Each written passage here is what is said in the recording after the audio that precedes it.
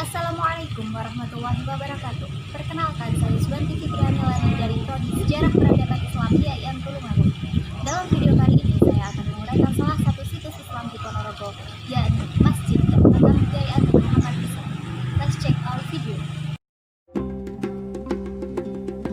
Masjid Tegalsari kini merupakan salah satu objek wisata religi di Kabupaten Ponorogo yang banyak dikunjungi orang dari berbagai penjuru Nusantara. Masjid ini berada di kurang lebih 10 km arah tenggara dari pusat kota. Bahkan, masjid ini dipercaya sebagai cikal bakal pusat penyebaran Islam di bumi reok. Masjid Tegalsari pernah dikunjungi mantan Presiden Republik Indonesia Soeharto dan Kiai Haji Abdurrahman Wahid atau yang dikenal dengan Gus Dur.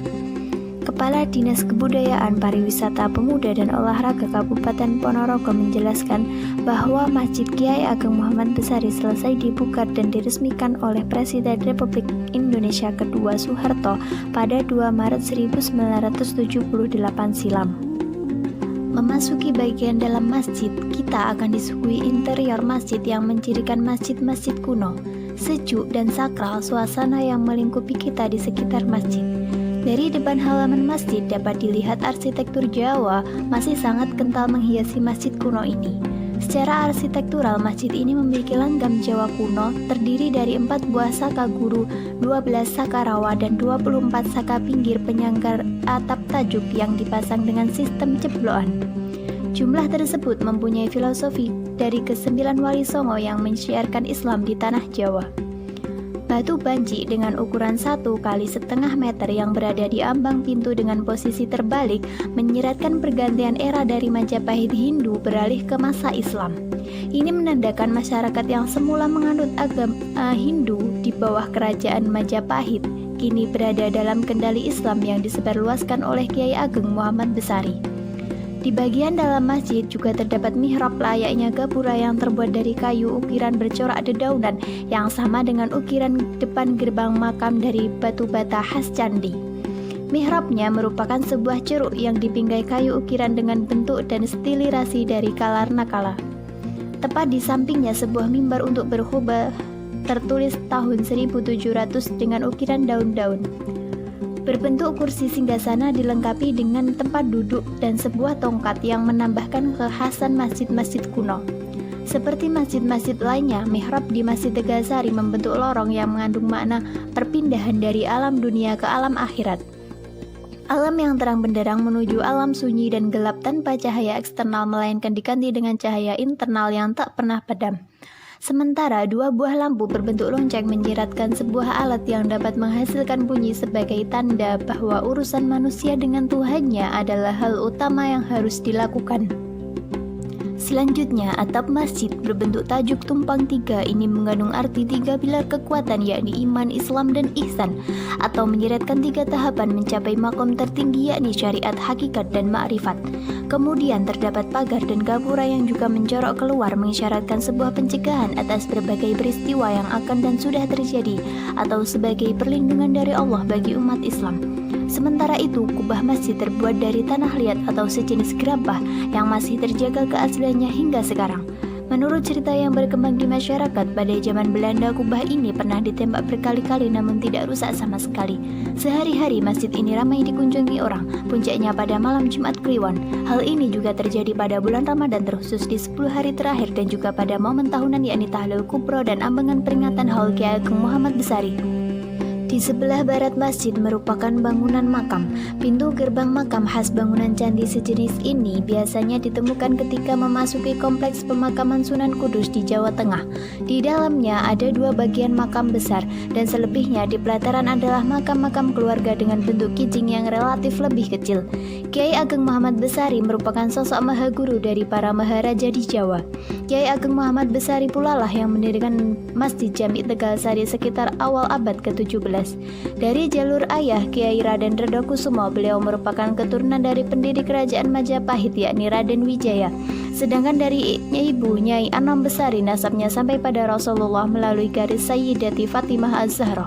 Beliau mendirikan sebuah pondok pesantren besar pada awal abad ke-17 yang mengkombinasikan 2 kutub antara Islam dan nasionalisme. Di antara beberapa muridnya yakni sosok Paku Buwon II, Sultan Kartasura dan Ngabehi Ronggowarsito, Begawan Kesultanan Kartasura, seorang sastrawan yang termasyhur di Jawa. Namanya kemudian diabadikan menjadi salah satu instansi pendidikan yang berada di samping Masjid Jami' Tegalsari, yakni Madrasah Tsanawiyah dan Madrasah Aliyah Ronggowarsito. Lain dari itu adalah Hos Cokro Aminoto, sosok tokoh pergerakan nasional yang mendirikan sebuah organisasi Serikat Islam. Nuansa sakral yang ditemukan di lingkungan Masjid Tegalsari ini tidak lepas dari para pemangku yang menancapkan Islam dengan tulus dan ikhlas. Kiai Ageng Muhammad Besari dan para pendahulunya boleh wafat, tapi amalan mereka menyejukkan persamaiannya dan mengibaskan sepoi kenikmatan dalam kehidupan setelah kematian. Mereka meletakkan fondasi kesalehan bagi masyarakat melalui teladan horizontal dan melangitkan zikir-zikir. Kehidupan masyarakat tanpa agama kini berubah menjadi sublim dalam pelukan rohani yang panjang. Ini adalah bentuk langgar Kiai Ageng Muhammad Besari yang dibangun sekitar abad ke-18. Di tempat inilah cikal bakal pesantren yang didirikan oleh beliau. Di langgar inilah Kiai Ageng Muhammad Besari mengajar murid-muridnya. Di sebelah timur langgar terdapat pendopo beratap limasan. Di timur pendopo terdapat bangunan tambahan beratap kubah metal dengan proporsi yang sangat pendek. Bangunan kuno lainnya yang masih terjaga adalah rumah Kiai Ageng Muhammad Besari yang berada di depan masjid. Rumah ini dikenal sebagai rumah adat satu-satunya yang masih ada. Jika dilihat dari bangunan langgar ini dapat dikatakan menjadi titik temu antara berbagai elit bangsawan dengan masyarakat biasa untuk meniti jalan suluk untuk mengenal hakikat dirinya sekaligus Tuhannya. Dengan kesederhanaan yang ada, tapi bangunan ini saat itu layaknya sentrum dari titik pijak peradaban Jawa. Dibimbing oleh seorang yang mencapai taraf rohani yang tinggi, yaitu Kiai Ageng Muhammad Besari, sehingga mampu membimbing setiap orang yang datang padanya untuk mencapai hakikat kemanusiaannya. Bismillahirrahmanirrahim. Assalamualaikum warahmatullahi wabarakatuh. Saya di sini sebagai nama saya Budi Utomo. Saya di sini sebagai guru pelihara makam Kiai Ageng Muhammad Besari. Terus menurut cerita zaman dulu di Dukuh Setono Tegalsari kan ada kiai termasuk istilahnya orang Jawa, Kiai Kondang yang bernama Kiai Donopuro sama Kiai Pangeran Semende. Terus orang bertiga itu disuruh ayahnya yang namanya Kiai Ageng Besari untuk nyantri di Dukuh Setono Tegalsari.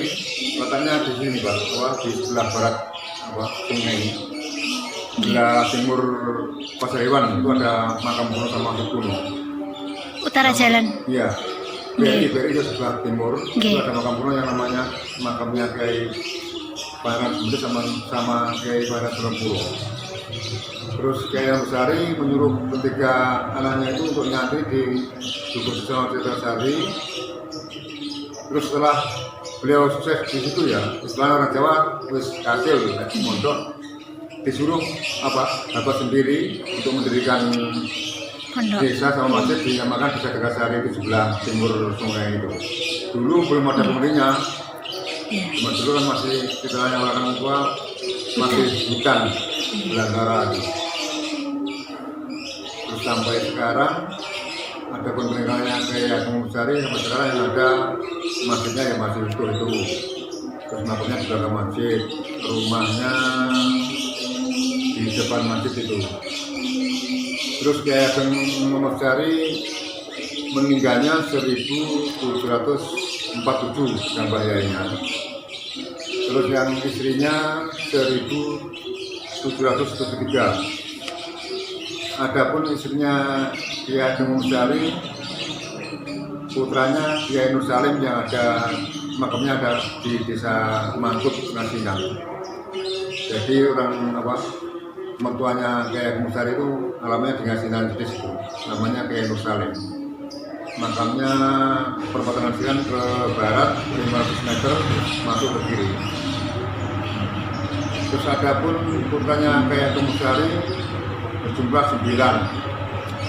Yang 5 Kabupaten Tegalsari 6, terus yang di Jogja 1, yang di Madiun 1, di Desa Tegalsari Wetan, terus yang di Malaysia 1.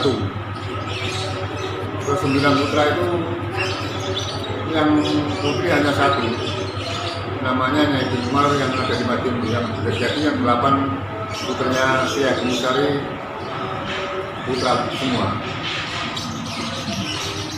Terus sampai sekarang dipercaya orang apa ya istilahnya, perjalanan itu yang paling ramai hari Minggu sama Sabtu, hari apa libur ya. Terus yang paling ramai lagi malam Jumat ya, sama Jumat Kliwon untuk itu.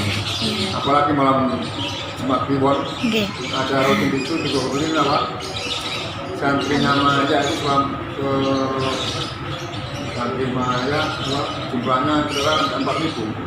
Tiap malam Jumat Kliwon ada di komplek Makam Besari sama apa halaman. Ada kurang lebihnya minta maaf. Wassalamualaikum warahmatullahi wabarakatuh. Demikian video dari saya, semoga bermanfaat. Salam peradaban. Wassalamualaikum.